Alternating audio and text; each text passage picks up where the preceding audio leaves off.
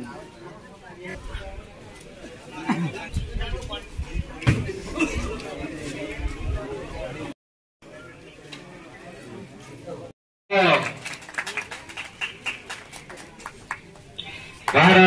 माता की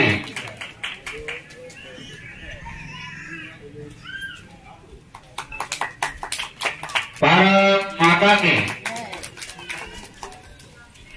माता की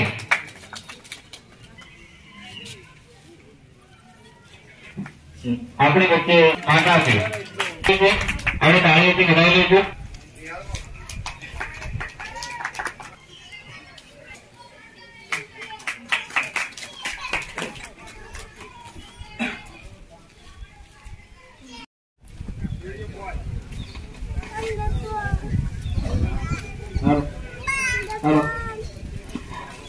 अपना गामना सरपंच श्री शांतिभाई अपनी वच्चे उपस्थित है तो तंजीभाई ने विनती करूं અને એમનો ઉત્સાહ વધારે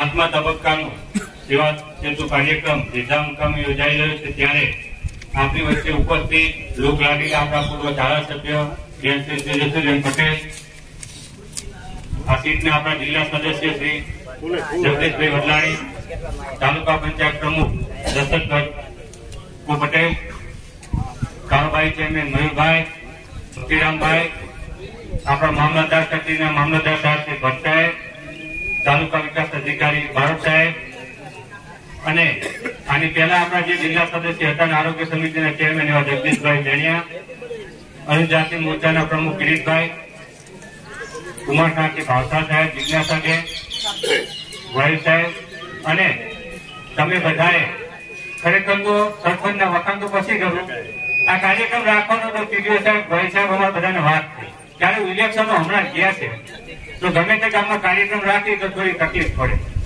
ત્યારે ખરેખર સરપંચને વાત કરી અને જે એમના શબ્દો હતા કે મારું ગામ બીજા ગામ જેવું નથી, મારા ગામ અને ખરેખર આજે અમને દેખાડ્યું છે કે ઇલેક્શનને જે આજે 10 દિવસ થયા છે રિઝલ્ટ આવ્યું પણ આ ગામની એકતા જોઈને ખરેખર આ ગામની એકતા અને અખંડિતતા જોઈને અમને પણ એવું થયું ખરેખર ગામના તાલુકાના દરેક ગામમાં હોવું જોઈએ. આ એક ઇલેક્શન હતું એને એક ઉત્સવની જેમ ઉજવી અને હળી મળી અને બધા એક સાથે અહીંયા બેઠા છે એ જ એક ઉદાહરણ છે આખા તાલુકા માટે. એટલે શાંતિભાઈને સરપંચ તરીકે અને ગામના આગેવાનો વડીલોને દિલથી અમે અભિનંદન આપીએ છીએ. આવી એકતા હંમેશા ગામ માટે જાળવવો ગામ માટે જરૂરી છે અને આપણા વિસ્તાર માટે પણ. આગળની વાત કરતા આપણા ગામમાં નાનામાં નાના માણસ હશે કે મોટો માણસ છે બધાનું અહીંયા ઘર આગળ નાનામાં મોટું જે પણ કામ હશે અહીં જે સેવાઓ છે બધી પૂરી પાડવામાં આવશે. કદાચ આપણે કચેરીમાં જઈએ તો મામલતદાર સાહેબ હોય કે ટીડીઓ સાહેબ હોય કે કોઈ ના મળે તો એમના ત્યાં તમારે જવું હોય તો 5-10 મિનિટ વેઇટિંગમાં બેસવું પડે. અહીંયા તમે વિચારો સરકારનો હેતુ જુઓ કે અહીંયા અધિકારીથી માંડી પદાધિકારીઓ બધા તમારી સામેથી કામ કરવા માટે આવ્યા છે અને આનો લાભ મેક્સિમમ ગામના લોકોએ લેવાનો છે. કોઈને રેશન કાર્ડમાં નામ ચડાવવાનું હોય, કમી કરાવવાના હોય, સુધારવાના હોય, આધાર કાર્ડનું કામ હોય કે કોઈને લાઇટના નવા કનેક્શન લેવાના હોય. જો જીઈબીની અંદર અત્યારે સરસ મજાની સ્કીમ ચાલી રહી છે. હું સરપંચ સાહેબને કહીશ કે ગામની અંદર જેને પણ લાઇટ કનેક્શન બાકી હોય એમના લેટર પેજ ઉપર લખી અને એક યાદી બનાવશે. કદાચ કોઈ ડોક્ટર નાનું મોટું ખૂટતું છે તો એ ચલાવી લેશે અને એ લોકોને ફક્ત 100 રૂપિયાના ટોકનથી લાઇટ બિલ કનેક્શન આપશે. વાત નહીં બીજી કે હમણાં સરકારની સરસ મજાની એક ઝુંબેશ ચાલી રહી છે. એ સરકારને નહીં પણ આપણા ફાયદાની છે. એ શ્રમ કાર્ડની ખરેખર આમાંથી અહીંયા જે પણ બાકી હોય એ શ્રમ કાર્ડ ખરેખર કઢાઈ લેજો કારણ કે તેનાથી મેક્સિમમ ફાયદો આપણને કઈ કે ના કરે ના એને કઈ બનવું જ ના જોઈએ પણ કોઈને આપણા ઘરમાં કે કોઈનું કઈ દુઃખદ મૃત્યુ થયું તો એ શ્રમ કાર્ડ આપણે કઢાયેલો છે તો આપણા ઘરનાને આપણા વારસદારને 2 લાખ રૂપિયા મળશે સરકાર તરફથી. અને હવે પછીની સરકારની કોઈ પણ નાની મોટી યોજના હશે એનો સીધો લાભ એ શ્રમ કાર્ડથી મળવાનો છે. એટલે તમારે કોઈની વચ્ચે ત્યાંની કોઈની જરૂર નહીં પડે. ખાસ એ શ્રમ કાર્ડ કાઢવાનું આજે બાકી રહી જાય તો પંચાયતની અંદર સીધા મેં ભક્તિરામભાઈ જોડે વાત કરી તો અહીંયા પંચાયતના ઓપરેટર છે એમની જોડે જઈ કે દુકાનદાર પોતે પણ કાઢે છે તો ત્યાં જઈને આપણું ઈ શ્રમ કાર્ડ આપણું પોતાનું તો ખરું, પણ આપણા આજુબાજુમાં રહેતા ઘરના વ્યક્તિઓનું પણ ફરજિયાત કઢાવી લેવું. હવે કાર્યક્રમ ચાલુ થાય અને બીજું વધારે વાત નહીં કરતા આપ સર્વે મને શાંતિ સાંભળે બદલ આપ સર્વેનો ખૂબ ખૂબ આભાર. જેજરા ગામમાં સેવા સેતુ કાર્યક્રમ હોય અને મને ભાઈ મામલતદારશ્રી ને ટીડીઓ સાહેબના ત્યાંથી ફોન આવ્યો અને સંગઠનના આગેવાનોએ કહ્યું કે જેજરા ગામ બેન આપ પધારશો. મેં જેજરા ગામમાં જ્યાંના કાંઠાના આપણા કિંગ પ્રેમજીભાઈ ભંડારીનું ગામ હોય એમના બબે દીકરા જિલ્લા પંચાયતના ડેલિગેટ શ્રી હોય જગદીશભાઈ અને સરપંચ શ્રી શાંતિભાઈ હોય અને ભક્તિરામભાઈ એના તાલુકાના ડેલિગેટ હોય જગદીશભાઈ મેરિયા પૂર્વ આરોગ્ય સમિતિ મોટે ભાગના આગેવાનો હોદ્દેદારો એટલે કે કાંઠાનું એપી સેન્ટર એટલે જેજરા ગામ અને આ ગામમાં આવવાનો મોકો મળે એટલે અમારા માટે પણ આનંદની બાબત હોય. એટલે તમારા ગામમાં જયારે સરકાર સામેથી કામો લઈને આવે છે તમારે ખરેખર તાલુકા પંચાયત જિલ્લા પંચાયત મામલતદાર ઓફિસ એમ કામ કરાવવા જવું પડતું હોય એના બદલે ભારતીય જનતા પાર્ટીની સરકારે ઘર આંગણે બેસીને તમને સગવડો કરી આપી. 57 જેટલી સગવડો એ સેવા સેતુના માધ્યમથી પૂરી પડે છે. એના માટે ઉપસ્થિત આપણા સંગઠનના પ્રમુખ શ્રી કિરીટસિંહભાઈ, જિલ્લાના ડેલિગેટ શ્રી જગદીશભાઈ, તાલુકા પંચાયતના પ્રમુખ શ્રી દશરથભાઈ, તાલુકા પંચાયતના કારોબારી ચેરમેન મયુરભાઈ, ડેલિગેટ શ્રી ભક્તિરામભાઈ, તાલુકા વિકાસ અધિકારી શ્રી, મામલતદાર શ્રી તથા પૂર્વ આરોગ્ય સમિતિના ચેરમેન ભાઈ જગદીશભાઈ, ભાઈ કિરીટભાઈ, અહીં પધારેલા સૌ ગોહિલભાઈ, શાંતિભાઈ આપણા સરપંચશ્રી અને સૌ મંચસ્થ મહાનુભાવો, દરેક વિભાગના અધિકારીઓ, આ ગામના સૌ વડીલો, આગેવાનો, ભાઈઓ બહેનો, માતાઓ અને યુવાનો, આપ સૌ કોઈ જાણો છો એમ ભારતીય જનતા પાર્ટીની કેન્દ્રની સરકાર હોય કે રાજ્યની સરકાર હોય, પરંતુ એ છેવાડાના માનવીને, ખેડૂતોને કેવી રીતે ઉપયોગમાં આપવું એના માટે જયારે કામ કરી રહી છે.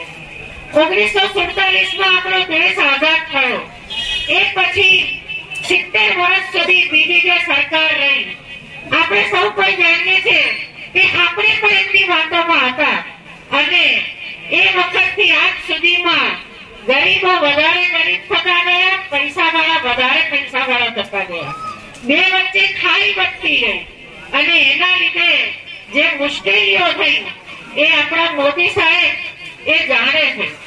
એટલે કેન્દ્રની ભારતીય જનતા પાર્ટીની સરકાર અને રાજ્યની સરકાર એ ખેડૂતો માટે શું શું કામ કરી રહી છે. કારણ કે સેવા સેતુમાં તો તમને બધા લાભ મળશે એ તો કિરીટસિંહભાઈએ ખૂબ સારી રીતે તમને વર્ણન કર્યું, પરંતુ જ્યારે રાજ્યની સરકારનો મંત્ર છે કે ખેડૂત સમૃદ્ધ તો ગામડા સમૃદ્ધ, ગામડા સમૃદ્ધ તો ગુજરાત સમૃદ્ધ. 1999માં કૃષિ બજેટ 398 કરોડ હતું, આજે 18 ગણું વધારે ખેડૂતોનું બજેટ છે જે 7,423 કરોડ છે. ખેડૂતોની આવક બમણી કરવા માટે મોદીજી કટિબદ્ધ છે અને ગુજરાત સરકાર પણ કટિબદ્ધ છે. પહેલા ખેડૂતોને ધિરાણ 18% વ્યાજે મળતું, તમને સૌ કોઈને ખબર છે. અત્યારે 0% આપણને વ્યાજે ધિરાણ મળે છે અને ગુજરાતમાં 53.20 લાખ ખેડૂતો છે કે જેમાંના 27 લાખ ખેડૂતોએ સરકારી ધિરાણ લીધું છે. સહકારી ક્ષેત્રમાં તમારું ગામ ખૂબ વખરાનું છે, કારણ કે આપણા પ્રેમજીભાઈ એપીએમસીમાં હતા, એડીસીમાં હતા, આપણને સૌ કોઈને ખબર છે અને તમારા ઘણા બધા આગેવાનો સહકારી ક્ષેત્રમાં છે. ત્યારે આપણને ખ્યાલ છે કે આપણે ખૂબ ધિરાણ સરકાર આપે છે અને જે પૈસાનું એવું નથી કે 18% પૈસા આપણને ફાયદો થાય એટલે એ પૈસા સરકાર ભરે છે. તમારા વતીના સરકાર એ આ મદદ પૂરી પાડે છે. એક પ્રમાણે જોવા જઈએ તો અતિ આધુનિક ખેતીના સાધનોની, ઓજારોની સહાય માટે 1.5 લાખ ખેડૂતોને 430 કરોડની સરકારે જોગવાઈ કરી. આ બધી વાત હું એટલા માટે કરું છું કે તમારે પણ આ બધી સહાયની જરૂર હોય તો તમે યોગ્ય જગ્યાએ એની રજૂઆત કરી શકો. સબસિડીના સરકારે 6,700 કરોડ રૂપિયા ચૂકવ્યા. તમને એવું છે, ખાસ તો એટલે વાત કરવાની કે તમને એવું છે કે કોંગ્રેસની સરકાર હોય તો દેવા માફ કરે, પરંતુ આ વિધાનસભાના આંકડા છે, લોકસભાના આંકડા છે. એટલે તમને ખ્યાલ આવે કે જ્યારે એમણે દેવા માફ કર્યા ત્યારે ગુજરાતના 20% ખેડૂતોને એનો લાભ મળ્યો હતો. ફક્ત 1400 એ વખતે દેવા માફ થયેલા. જ્યારે અત્યારે ફક્ત એક વર્ષમાં 17 લાખ ખેડૂતોને 1750 કરોડની ચૂકવણી કરવામાં આવી છે. એટલે ક્યાં 1450 ને ક્યાં 1750. એ જે દેવા માફ કર્યા હતા એના કરતા અનેક જેના પૈસા એક વર્ષમાં અત્યારે સરકાર તમને ચૂકવી રહી છે. ખાલી નામ નથી દેતા. કોઈને આપણે ગરીબ છે કરીને આપણે પૈસા આપીએ અથવા તો એક હાથને પૈસા ચૂકવે અને બીજા હાથને ખબર પણ ન પડે એવી રીતે રાજ્ય સરકાર કામ કરી રહી છે. એટલે ખાસ આપણે આ બધી બાબતોથી સજાગ રહીએ. અને પ્રધાનમંત્રી કિસાન સન્માન નિધિમાં 2000 રૂપિયા તમારા ખાતામાં સીધા સરકાર દાખલ કરે છે. કોઈ વચેટિયા નહીં, કોઈ પૈસાનો ભ્રષ્ટાચાર નહીં, અને સીધા તમને આ જે પૈસાની રકમ ચૂકવાય છે એમાં આપણે સૌ કોઈને ખબર છે કે આપણા ખાતામાં આ પૈસા સીધા સરકાર સહાય આપે છે. અને એવી રીતે ટ્રેક્ટરની ખરીદી ઉપર સબસિડી, કૃષિ યાંત્રીકરણ માટે સહાય, પાકને તીડથી નુકસાન બનેલી સહાય, દેશી ગાયો ઉછેરે એને 900 રૂપિયા સરકાર આપે છે. મુખ્યમંત્રી પાક સંગ્રહ માટે સહાય, હળવા ભારવાહક વાહનોની ખરીદી માટે સહાય, પ્રાકૃતિક ખેતીને પ્રોત્સાહન આપવા માટેની જીવામૃત કીટ સહાય, ફળ અને શાકભાજીના વિક્રેતાઓને વિનામૂલ્યે છત્રી, ખાતર માટેનો એક પહેલાના જમાનામાં મને ખબર છે પ્રેમજીભાઈ જતા જયારે ખાતર માટે લાંબી લાંબી લાઈનો થતી અને એપીએમસી માંથી ફોન આવતા કે ખાતર માટે ખૂબ લાઈનો થઈ છે. લખુબા પણ એમના દીકરા મયુરભાઈ બેઠા છે, લખુબાને પણ અમારે ગરીબાઈ કરતા નથી. ત્યારે મોદી સાહેબે શું કર્યું કે આ ખાતર કેમિકલ ફેક્ટરીઓમાં જતું રહેતું હતું. જે ખેડૂતોને મળવું જોઈએ એ ખાતર ફેક્ટરીઓમાં જતું રહેતું, એટલે ખાતરની તંગી ઉભી થતી. જયારે મોદી સાહેબ ખૂબ હોશિયાર હોય, એમણે નીમ કોટેડ ખાતર કરી નાખ્યું. એટલે નીમનું કોટિંગ કરવાના લીધે આ ખાતર ફેક્ટરીઓમાં જતું બંધ થઈ ગયું અને જે અછત ઉભી થાય છે એ અછત ન ઉભી થાય અને ખેડૂતોને ખાતર મળે એ માટે સરકારે ખૂબ પ્રયત્ન કર્યા. એ રીતે એમએસપીમાં વધારો કર્યો, મગફળીમાં મળે એટલે મિનિમમ સપોર્ટ પ્રાઇસ તમને જે ફિક્સ ભાવે જે આપણે પાક આપણા જે હતા એ એક મળે 400 રૂપિયાનો વધારો કર્યો. ડાંગરમાં 250 રૂપિયાનો, બાજરીમાં 850 રૂપિયાનો, મકાઈમાં 570 રૂપિયાનો વધારો. એટલે વિવિધ ટેકાના ભાવોને ભાવ આપણને વધારે મળ્યો. અને આ રીતે સરકારે સોઇલ હેલ્થ કાર્ડ, કરુણા એનિમલ એમ્બ્યુલન્સ, પશુઓને સારવાર, પશુઓના રોગ માટેની રસી, સૂર્ય શક્તિ કિસાન યોજના, દિવસે વીજળી, આ અનેક યોજનાઓ ખેડૂતો માટેની સરકારે કરી. એટલે ખાસ તમને એટલા માટે કહેવાનું કે આપણે સૌ કોઈ ખેડૂતો છીએ અને આપણો દેશ એક ખેતી પ્રધાન દેશ છે. તો ખેડૂતોને સહાય એ આ ગુજરાતની સરકાર હોય ભૂપેન્દ્રભાઈ પટેલની, કે કેન્દ્રની સરકાર હોય મોદી સાહેબ, એ ખૂબ લાભો આપે છે.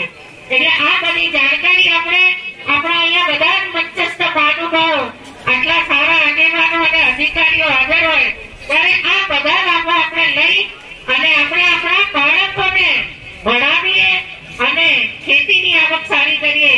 એટલી જ અભ્યર્થના. જય હિન્દ, જય ભારત.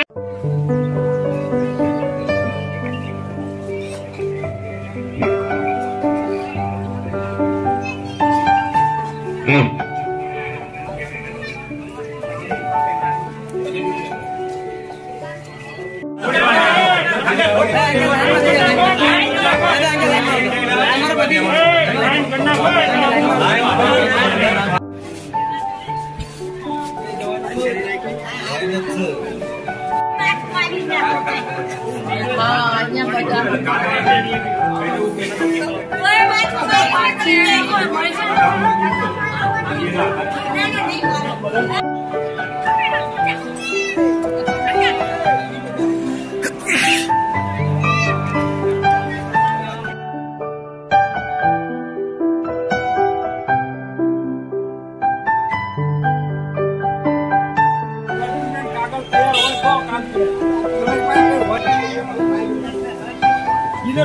पंचायत में पंचायत